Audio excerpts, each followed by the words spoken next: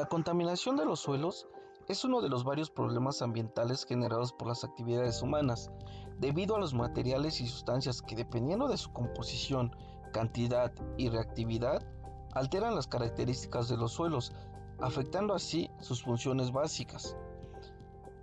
Un ejemplo de estas son la fertilidad, medio de purificación, retención del agua, sostenimiento de la vegetación y control de clima, entre otros.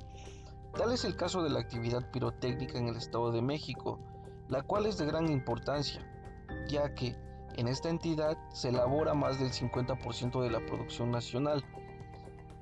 El sitio de San Vicente Chicoloapan de Juárez, Estado de México, ha sufrido deterioro debido a la pérdida de espacios naturales según estudios de la Secretaría de Medio Ambiente y Recursos Naturales y la Universidad Autónoma del Estado de México. Se reporta una significativa erosión de suelos por la transformación de la zona rural a urbana, económicamente vinculada a los servicios y comercio. Se sabe, por información descrita de los lugareños, que hace 50 años se fundaron los primeros talleres de pirotecnia y que provocan polución al suelo con los diferentes productos químicos utilizados en la creación de fuegos artificiales, tales como azufre, sales de magnesio, sales de calcio, sales de zinc y, presuntamente, sin una fuente confiable que lo corrobore, aluminio, titanio, bario, sodio, cloratos, percloratos y carbón vegetal. Esta afectación se puede presentar en las áreas de ensamblado, almacenamiento y en general en los talleres de fabricación de productos pirotécnicos. Por lo que nos hace preguntar, para realizar un proyecto de bioremediación, ¿qué necesita realizar para un muestreo de calidad? De acuerdo a la NOM 021 RENAC 2000, que establece las especificaciones de fertilidad, salinidad y clasificación de suelos, estudios, muestreo y análisis, según el apartado 6, evaluación de la conformidad para muestreos de suelos, inciso 6.1, muestreo para determinar la fertilidad de suelos. El muestreo de suelos es un procedimiento para la obtención de una o más muestras representativas en un terreno. Este se realizará con base en los parámetros a ser evaluados. Mediante el muestreo, la heterogeneidad de los parámetros del suelo a ser evaluados pueden ser estimados en su valor promedio, colectando un determinado número de muestras o muestras compuestas derivadas, es decir, que cumpla con los parámetros permisibles, los cuales no sobrepasen su máxima cantidad. Por lo que, para realizar este tipo de muestreos necesitamos equipo y material. El equipo mínimo necesario para la colecta de muestras de suelo en campo lo consideraremos en base a 5 puntos. 1. Barrena de cilindro cerrado o pala recta.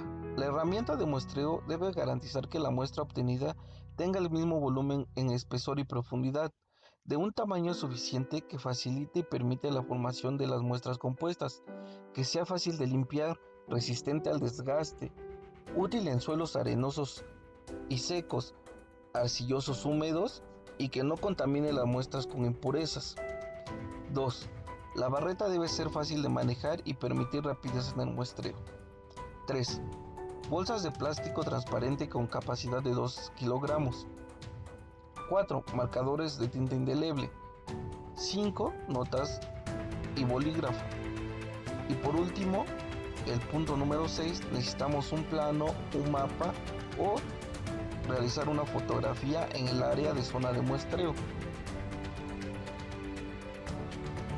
En base a esto, de acuerdo a esta misma norma, determinamos que se necesita un muestreo para clasificación de suelos y determinar mediante un método analítico los siguientes parámetros: pH medio en agua, pH medio en cloruro de calcio, pH medio en cloruro de potasio, densidad aparente, humedad del suelo, curva de retención húmeda, materia orgánica, capacidad de intercambio de cationes y cationes intercambiables, es decir, calcio, magnesio, sodio, potasio, en suelos neutros, capacidad de intercambio catiónico cationes intercambiables, calcio, magnesio, sodio, potasio en suelos ácidos y calcáreos, medición de conductividad eléctrica, determinación de cationes, determinación de aniones solubles en extracto de saturación,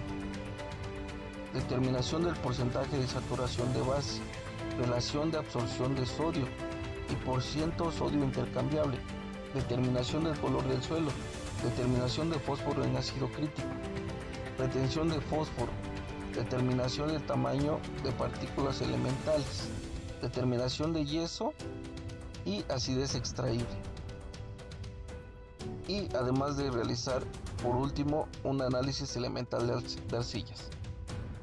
Por lo que nos preguntamos todo esto, este conjunto de información que citamos en este video, ¿qué normas están involucradas en el muestreo del suelo de tu caso en estudio?